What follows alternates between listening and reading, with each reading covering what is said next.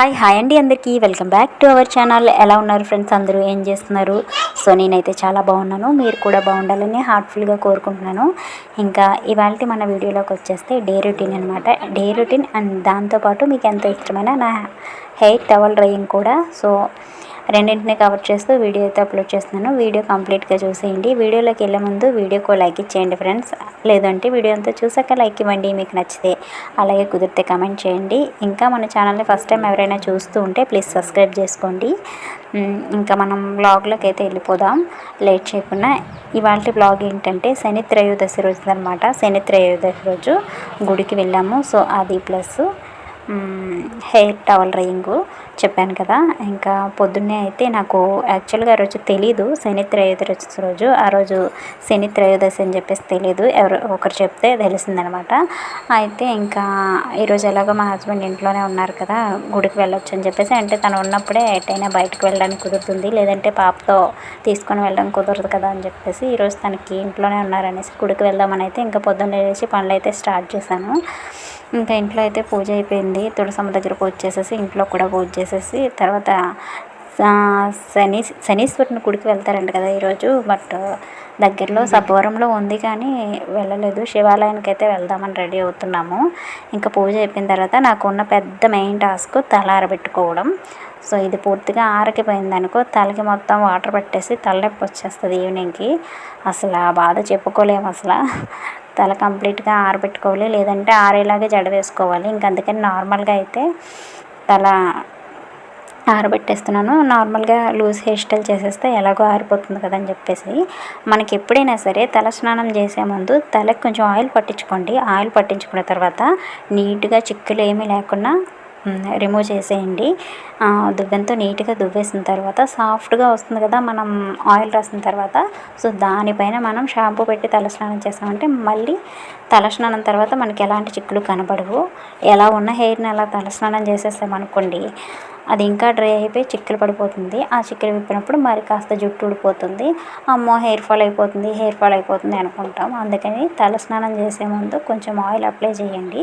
తర్వాత తలస్నానం చేసేసి ఇలా నీట్గా ఆరబెట్టేసుకొని, మరీ పొడిగా అయిపోకుండా కొంచెం తడిగా ఉన్నప్పుడే దువ్వెంతో నీట్గా మళ్ళీ చిక్కులు విప్పేసుకోండి. ఏమైనా ఉంటే పూర్తిగా తల ఆరిన తర్వాత చిక్కులు విప్పామనుకోండి జుట్టు ఖచ్చితంగా ఊడిపోతుంది. సో నేను పాటించే టిప్స్ చెప్తున్నాను అనమాట మీకు. ఇంకా నార్మల్గా అయితే ఆరబెట్టేశాను. ఇంకా ఎక్కువసేపు తల ఆరబెట్టుకుంటూ కూర్చున్నానంటే మా వాళ్ళ కడుపులో ఎలకలు పరిగెడతాయి, అంటే ఆకలేసేస్తుంది. తినకుండా కదా గుడికి వెళ్తాము. ఇప్పటికే చాలా టైం అయిపోయింది పొద్దున్నే లేచి పనులన్నీ చేసేసరికి. ఇంకా వాళ్ళకి ఆకలేసేస్తుంది అని చెప్పేసి ఇంకా నార్మల్గా అయితే తుడిచేసి తలని తడి జుట్టుతోనే హెయిర్ స్టైల్ వేస్తున్నాను. తడి జుట్టుతో హెయిర్ స్టైల్ నేను నార్మల్గా క్లిప్ పెట్టేస్తాను అనమాట. ఇలా పెట్టేస్తే కొంచెం జుట్టు ఆరుతుంది కదా.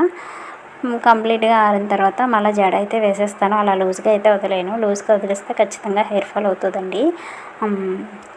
తల కంప్లీట్గా ఆరిన తర్వాత జడ వేయడానికే మ్యాక్సిమం ప్రయత్నించండి. చూసారా, నేను ముందు తలస్నానం చేసే ముందు ఆయిల్ అప్లై చేసి తలస్నానం చేశాను. ఎంత తొందరగా చిక్కులు ఏమీ లేవు, నీట్గా వచ్చేసింది హెయిర్ మొత్తం.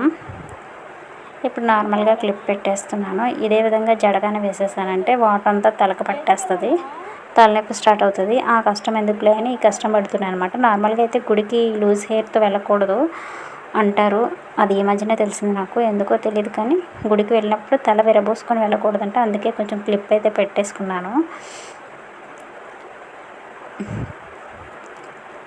ఇంకదండి ఫైనల్గా అయితే నా తడి జుట్టుతో హెయిర్ స్టైల్ అయితే ఇలా వచ్చిందనమాట.